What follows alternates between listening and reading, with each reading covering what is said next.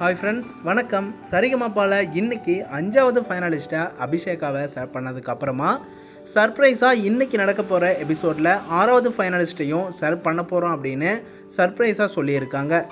இப்போது 6 பேர் சரிகமபால இருக்காங்க. சுமன்ராஜ், மோக்ஷிதா, ஸ்ரேயா, வருண் கார்த்திக், மகதி, ஜினோஜ். இந்த 6 பேரும் செம்மையாக பாட போகிறாங்க. செம்மையாக போராடி ஃபைனலிஸ்ட்டாக போகணும்னு எக்ஸ்பெக்டேஷனோட போராடி ட்ரை பண்ண போகிறாங்க.